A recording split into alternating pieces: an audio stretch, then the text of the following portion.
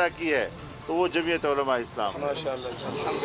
استعمار دشمنی، انسانیت پر استعمار کے مظالم، ماضی میں استعمار کے کالونیاں بنانا اور لوگوں کو کالونیوں کے ذریعے سے غلام بنانا، نوآبادیاتی نظام کی تاریخ، اس کے خلاف جنگ میرے تاریخ سے، میرے قربانیوں سے بری ہوئی ہے۔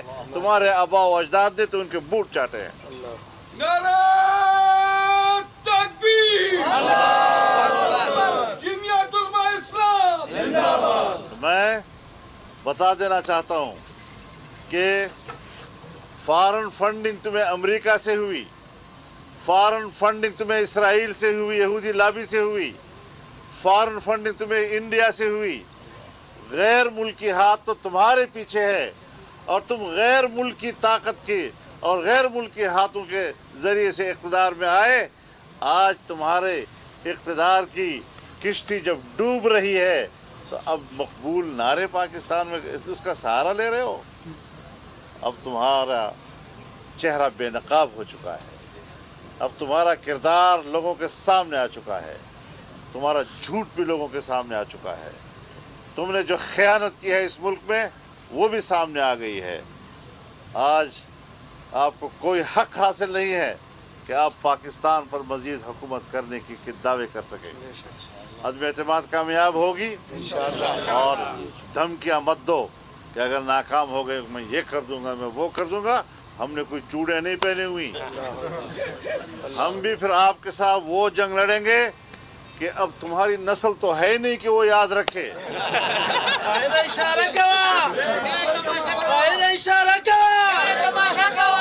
تمہاری نسل تو یہودیوں کے گھر پل رہی ہے، لیکن تمہارے جو یوتھی ہیں انشاءاللہ یہ یاد رکھیں گے، نسلیں یاد رکھیں گے انشاءاللہ۔ تم نے ہمیں کبھی دیکھا نہیں ہے۔ اشرف غنی کا انجام دیکھو افغانستان میں، تمہارا انجام اس سے بھی کہیں برا کر کے انشاءاللہ۔ ہمیں مت چھیڑا کرو، ہم سیاسی لوگ ہیں، سیاسی رویوں کے ساتھ بات کرنا چاہتے ہیں۔ آج تم تقریر میں گالیاں دیتے ہو، جھوٹ بولتے ہو، الزامات لگاتے ہو، تہمتیں لگاتے ہو۔ تہمتیں لگا کر سیاست نہیں کی جاتی، حقائق سامنے لاؤ۔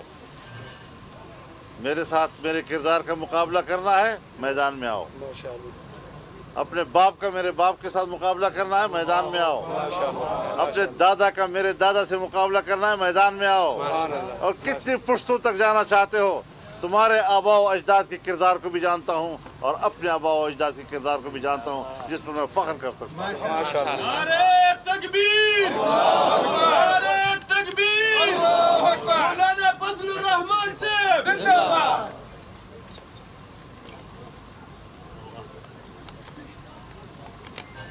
آپ نے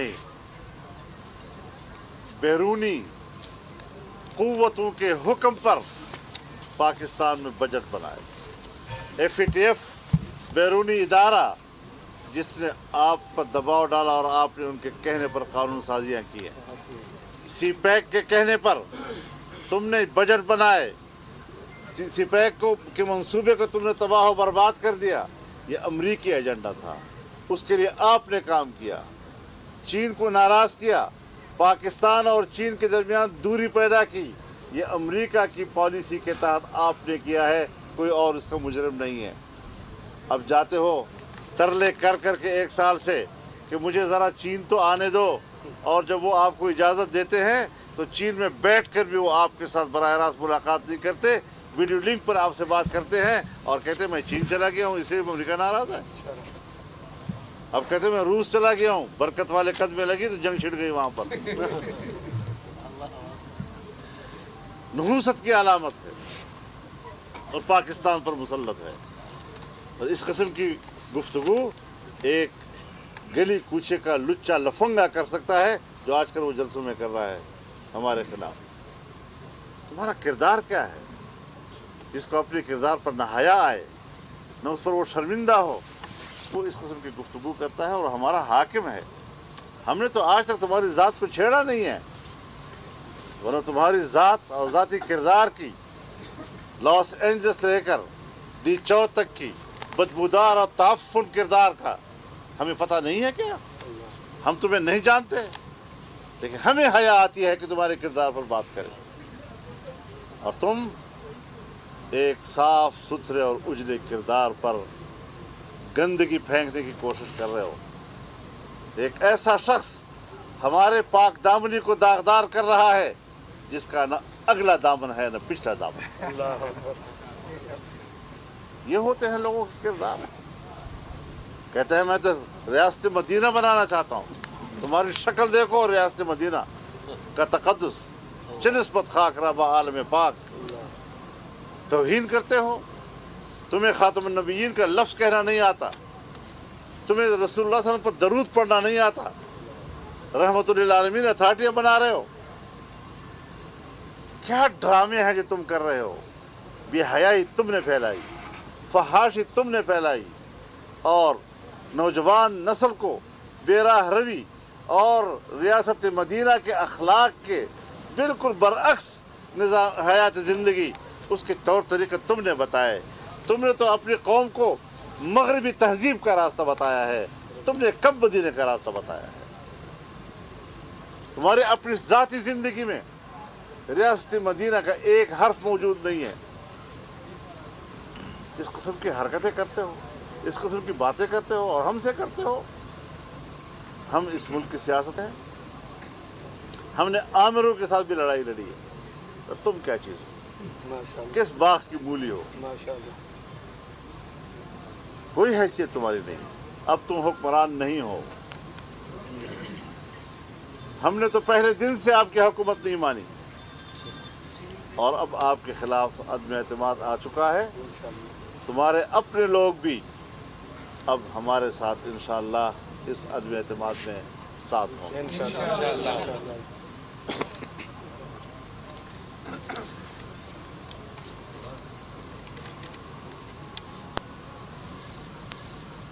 میرے محترم دوستو،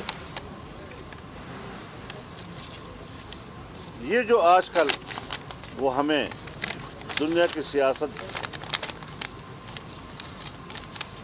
تم نے اقتدار میں آنے کے لیے دھاندلی کو پلاننگ دی ہے، اور اس پلاننگ سے تم نے دھاندلی کر کے اقتدار حاصل کیا ہے۔ ہم آج بھی اس موقع پہ قائم ہیں، اور تم آئندہ الیکشن کے لیے بھی دھاندلی کا قانون پاس کر کے اقتدار میں دوبارہ آنے کے طور طریقے ڈھونڈ رہے ہو۔ تمہاری فارن فنڈنگ امریکہ میں ہوئی ہے، اور میں حیران اس بات پر ہوں کہ آخر ہمارا الیکشن کمیشن اس حوالے سے فیصلہ کرنے میں کیوں تاخیر کر رہا۔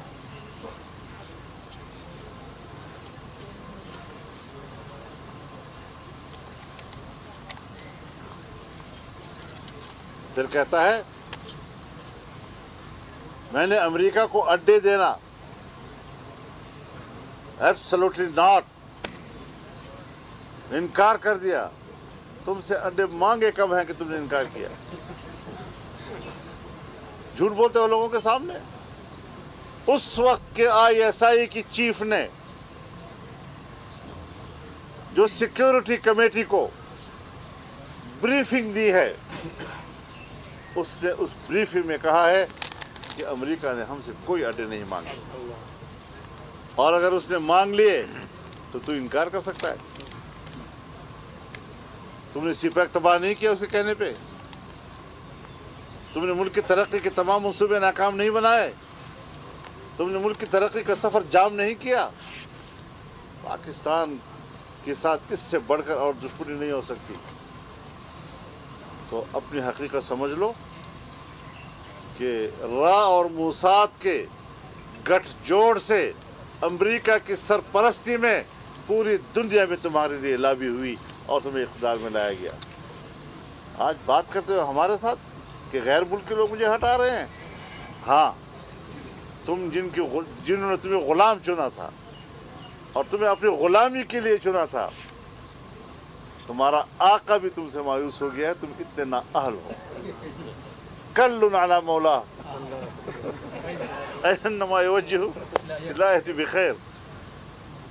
قرآن کریم ایک ایسے غلام کہ جو اپنے آقا پہ بوجھ بن جائے، کہتا ہے جدھر جاتا ہے خیر ساتھ نہیں لاتا۔ یہ اس کا مصداق ہے آج کا. تو اس حوالے سے ہاں آپ کا اپنا ایڈوائزر ہے اور معید یوسف صاحب، اس ایڈوائزر نے کہا کہ امریکہ نے، جو امریکہ سے آیا ہے، جو امریکہ سے آپ نے لا کر اپنے مشیر بنایا ہے، وہ کہتا ہے کہ کوئی اڈے امریکہ نے نہیں مانگے. تو آپ کہاں سے بول رہے ہیں کہ امریکہ نے اڈے مانگے اور میں نے انکار کر دیا؟ تمہارے اوقات ہے کہ تم انکار کر سکو؟ بڑی بڑی باتیں کرنا، یہ وقت گزر چکا ہے تیرا. اب تم بے نقاب ہو چکے ہو، اب تم ایکسپوز ہو چکے ہو. اب دوبارہ وہ باتیں نہ دہراؤ، وہ دن گزر گئے.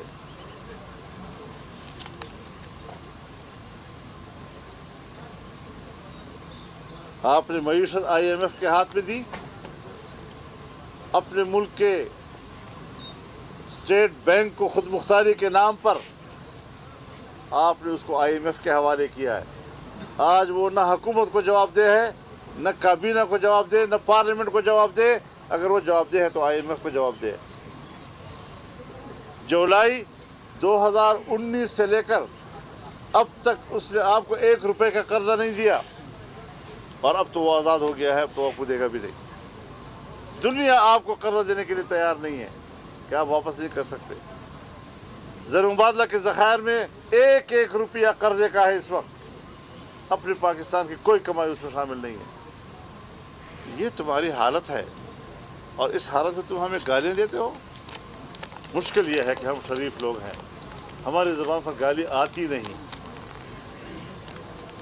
ہماری زبان پر گالی آتی نہیں ہے. اور پورے ملک میں ہمارا کارکن بھی گالی نہیں دے رہا ان کو، جواب گالی میں نہیں دے رہا ان کو، کیونکہ ہماری تربیت ایسی ہے اور ہم اپنے مقام سے گرنے کے لیے تیار نہیں ہیں. ہم جس مقام پہ ہیں اسی مقام پہ رہنا چاہتے ہیں. ہم گرتے نہیں ہیں، اقتدار میں ہوں یا نہ ہوں، لیکن اپنا جو ایک مقام ہمیں شریعت نے بتایا ہے اور حق راستے کے کردار کا ایک منہج ہمیں عطا کیا ہے، ہم اس پہ قائم ہیں انشاءاللہ العزیز، اور اسی کے مطابق ہم آگے بڑھیں گے. میں ایک بار پھر جناب لیاقت خٹک صاحب کو اور عبدالراحت خٹک صاحب کو خوش آمدید کہتا ہوں اور ان کا شکر گزار ہوں اور ان کے لیے دعا گو ہوں. وآخر دعوانا الحمدللہ. کھڑے ہو کے آپ کے ساتھ آج شامل ہوئے. یہ یکجہتی نہیں ہے.